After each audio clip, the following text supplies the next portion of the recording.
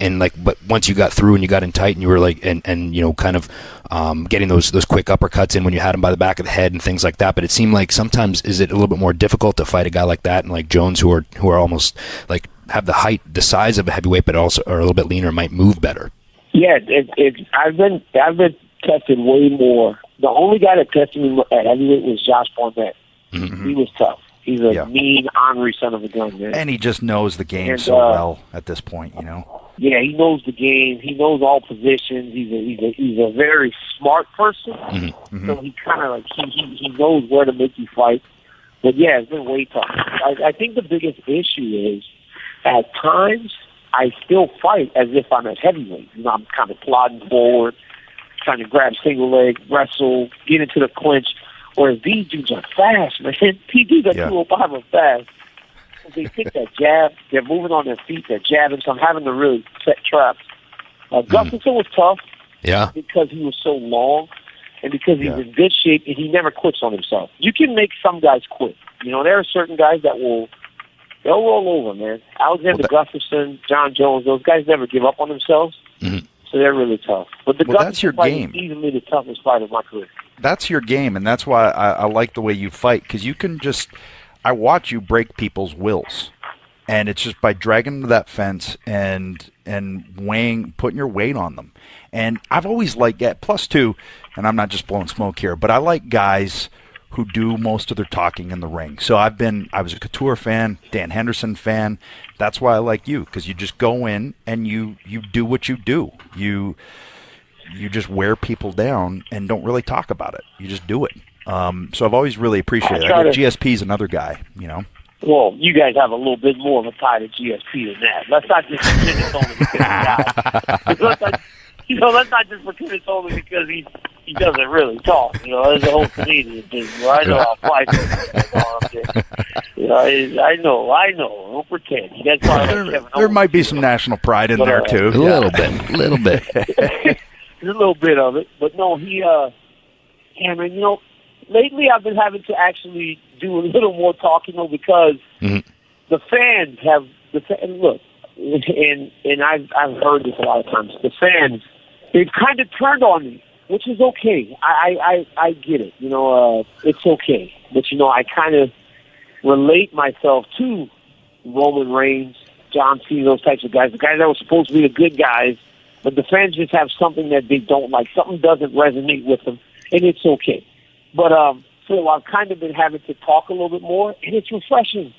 You know, people don't want to be told, I'm good, so you should cheer for me. And Jon Jones is a guy that has made a lot of mistakes, so maybe people relate to him more, and they go, you know what, forget this Daniel Cormier, goody two-shoes, him and his kids and his family, you know. I want the guy that does cozy parties and crashy bars and stuff. You know, that's the guy I like. That guy's good. Well, maybe it just says I'm boring, because I like the family guy who goes in and works hard and just wears people down. But maybe that's just me. I swear that's my thing, though. That's what I tell them. I go, maybe I'm not cool enough. I go because I go to work, I fight. When I'm not fighting, I go back and I go to my kids' soccer and baseball games. And that's what I do. I go to wrestling. So I'm not out partying. I'm not out doing all kind of crazy stuff. Maybe I'm just too boring. But look, I'm fine with it. I like my life. Here's the thing, too. You know, and I'll put it in wrestling terms as well, because it's the same thing for wrestling. Is that it doesn't matter if they're cheering or booing you. It's when there's silence is when you have to worry. If they're making noise, if they're reacting in a certain way, they're invested in you in some way. They're either paying to see you lose or they're paying to see you win, or whatever it is. They're invested in you either way if they're reacting. And that's the way I look at it. And you just have to roll with what it is. And I appreciate the fact that I think that it probably has a little bit of your wrestling histories of being a fan, is that you can kind of bring that persona out of you and talk about it. Not that you necessarily need to do that with a guy like Jon Jones, because it seems like you guys legit don't like each other, and I think that's awesome as well. But you know, even with the Rumble Johnson fight, you know, it seemed like you were doing your thing and talking your game, but also it seems like maybe there's a little bit of a little wrestling flavor pulled from that as well. Oh, I do it all the time. I do try to But I do try to take from the experiences that I've had. I mean, Danny, let me ask you a question. When you go to a wrestling event or watch it on paper, or even like if you're a boxing fan or whatever, do you ever get like for me, and I'll try to put this in these kind of terms, like for me, when I was wrestling on something big, I had those little jittery butterflies before I went out, the anticipation to get out there and do your thing, but you also knew that, hey, I got this under control. This is my thing. I can do this. When the pressure's, at its highest, that's when I'm at my best type thing.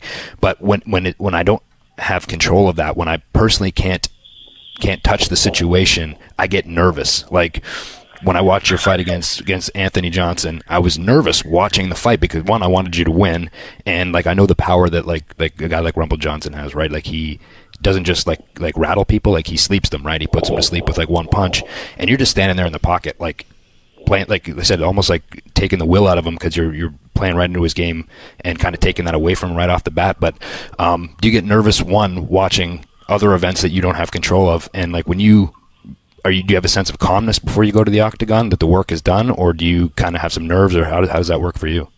I have nerves before the fight, competitive nerves. I'm never scared, but like I have competitive nerves. But honestly, man, I get to the arena and I just lay down.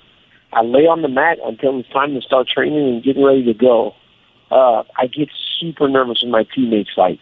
Right. Like I corner them, like Velasquez and Rockhold, like they actually want me in their corners.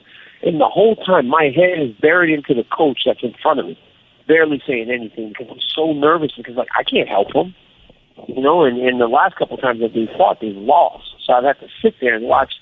Oh, no, actually King beat Travis Brown, but when he lost to Verdum in Mexico City, that was horrible. And watching Luke lose the belt to Bisping was horrible.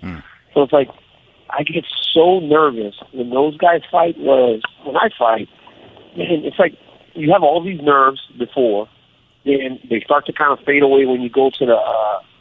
Before we walk, we go to almost like a staging area. Mm-hmm. It's like we go to a staging area and we stand and wait for the opponent to go, then we go.